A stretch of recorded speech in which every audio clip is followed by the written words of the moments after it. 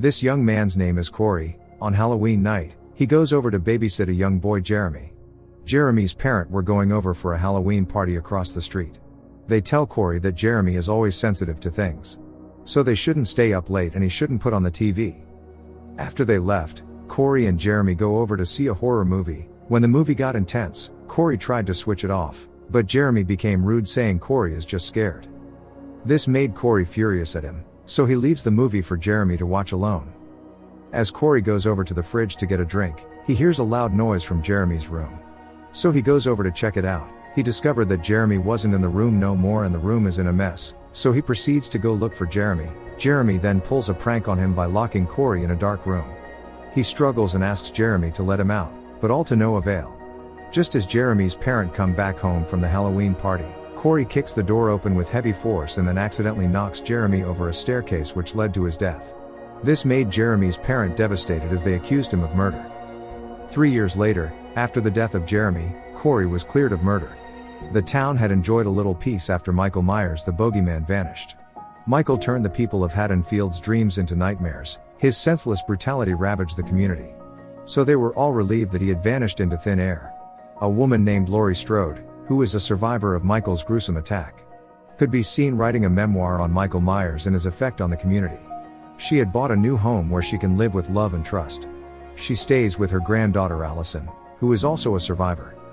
Meanwhile, Corey is considered an outcast by the people of Haddonfield, as they believe that he intentionally killed Jeremy and it wasn't an accident. Corey now works in a scrapyard with his stepfather. One day when he came late for work, his stepfather gifted him a motorcycle so he would trash his bicycle that made him come late every day.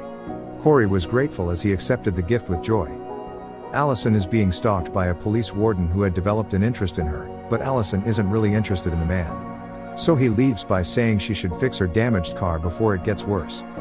Meanwhile, Corey goes over to a local store to get milk. He comes across some high school bullies. They taunt him for killing Jeremy, as they beat him up. But Laurie, who had been observing the situation, intervened.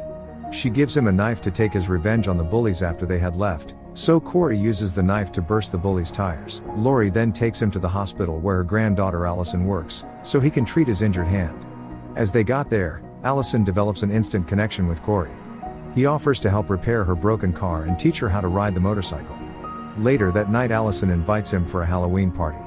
The next morning, she comes over to the scrapyard with her vehicle for repair. As they were conversing, Corey teaches her how to ride the motorcycle. She tells him she didn't actually come to repair her car, she just wanted to see him. Their moment was interrupted when the bully and his father came to repair their car. In the next scene, we can see Laurie and her friend Frank having a conversation. She tells Frank that her granddaughter Allison is now seeing Corey, the boy accused of murder. After they had finished conversing, Laurie was accused by a woman outside the store of causing harm to her mother by associating with Michael Myers the bogeyman. This left Laurie in tears. The scene then switches to the Halloween party. Allison takes Corey to the costume party. She introduces him to her friends as they partied together and had fun. While taking some shots, he sees Jeremy's mother. She accuses him of killing her son and promises to expose him one day. This led to an argument between the two as Corey left the venue. Allison tries to stop him from leaving, but he shouts at her and blames her for bringing him to the party at the first place. He then leaves angrily, but he is stopped by the high schoolers. They taunt him again, but this time around Corey tries to fight back. It made the leader, Terry, angry as he throws Corey off a bridge. The rest of the group were shocked by the event as they reprimanded Terry for killing Corey. Meanwhile, Corey is drawn into a dark tunnel by an unknown person. Michael Myers, who has been living in the tunnel for the past 4 years, is then revealed. He grabs Corey by the throat but immediately let him go after he senses darkness in him. The next morning, Corey wakes up to find an old man who confronts him, saying he shouldn't have come out of the tunnel alive. They struggled with a knife as Corey stabs him to death. He rushes over to his house, where his mother yells at him for wandering away. Later on, he goes over to meet Allison. He apologized for leaving her at the party last night, and promises to make it up to her. As they were discussing, Laurie noticed something strange in Corey. She looked at his eyes and all she could sense is a dark being. Corey then takes Allison to Jeremy's house where the incident happened. He explains everything to her and how the accident happened. Meanwhile, Laurie goes over to visit Corey's mother, but she wasn't happy seeing Laurie in her home. She accuses Laurie of the stigma Corey is receiving from the community. She tells her that since Michael Myers had disappeared, the town has tagged Corey the bogeyman. This made Laurie emotional as she left. In the next scene, While Corey and Allison were on a dinner date, Allison's ex shows up. He bumped into their conversation, interrupting them in the process. This made Corey angry. He stood up to fight him, but he was stopped. Later on, after he had escorted Allison back home, he lured Doug, Allison's ex, who was stalking him, to the sewer. When Doug got inside the tunnel, Corey and Michael Myers ganged up against him as they stabbed him severally till he died. After they had killed Doug, Corey goes over to Allison's place. He tells her he doesn't know what is happening to him. Allison comforts him as Lori watches from a distance.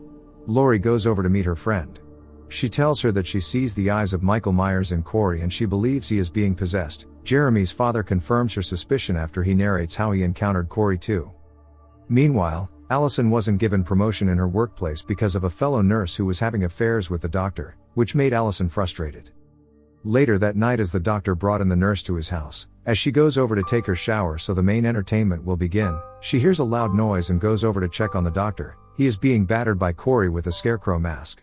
As she tried to run away, Corey goes after her, but she locks him out. Thinking she was safe, she comes across Michael Myers, who grabbed her by the throat and then used a kitchen knife to pin her onto the wall. After the bloody event, Corey takes Allison on his motorcycle to a radio station. They go over to the top of the building, where Corey showed her the tower he do come to for peace after the accident with Jeremy. He playfully scares her to death after he jumped from the building. This alerted the radio presenter. He harassed them as they leave the scene.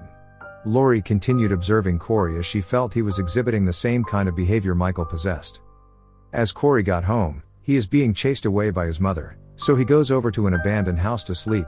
He wakes up to see Lori. Fully convinced that he is possessed by Michael, Lori warns him not to come close to her granddaughter again as she isn't equipped for the relationship, and she wasn't going to let her get hurt. Corey then blames her for all the sufferings of Haddonfield. He concludes by saying if he isn't going to have Allison, no one else will. As Lori leaves, Corey calls Allison saying they need to leave Haddonfield immediately as her grandmother wants to kill him. Meanwhile, Corey goes over to the sewer. He calls on Michael Myers as he beats him, successfully taking his mask. As Allison was packing to leave, Lori comes over to her. She tells Allison that Corey is capable of causing harm and she shouldn't leave with him, but Allison argues back, saying Lori was the person responsible for all Michael Myers' gruesome attacks on the people of Haddonfield, so she is the one that is capable of causing real harm. Corey lures the high schoolers that pushed him over a bridge to the scrapyard. When they got there, he killed each and every one of them brutally. Roland, Corey's father, who was on duty at the scrapyard, was also killed by accident. Corey then goes over to visit his mother. He uses a kitchen knife to stab her to death. His next place of visit was the radio station. When he got there, he kills the receptionist and proceeded to murder the radio presenter, slicing his tongue in the process. Meanwhile, Allison waits for Corey at the dining they had agreed to meet so they can elope together. Back at Lori's house, she noticed that Corey was in the house and then fakes a suicide call, so she can bring Corey out of his hiding place. When Corey revealed himself, Lori shoots him twice as he falls down the stairs. Corey then picks up a knife and stabs himself so he can frame Lori for his death, after he noticed Allison had returned back to the house. When Allison got inside the house, she was shocked to see Corey dead on the floor and her grandmother holding a kitchen knife dripping with blood. She became very angry and leaves the house as she assumes that Lori had killed Corey. Michael Myers then arrived at the scene. He takes back his mask as he finished off Corey. He then proceeds to look for Lori. After he found her, the two engage in a bloody fight. Lori manages to pin down Michael with a kitchen knife. She removes his mask and then slits his throat. But Michael is able to free one of his arms from the knife. He grabs her by the neck as he plans to strangle her to death. Lori is then saved by Allison. She returned back home after hearing from the police that Lori had called in suicide. Lori then finished off Michael. The police intervenes. A procession was done by the people of Haddonfield after Michael had died. They took his body to the scrapyard to get rid of the bogeyman that had terrorized them for years. Lori then throws him inside an industrial shredder that grind him to pieces. Later on, Allison apologizes to Lori as they reconciled. Allison then leaves Haddonfield while Lori developed an emotional connection with Deputy Frank. The end. If you love this video, please leave a like and subscribe. Goodbye till we meet again.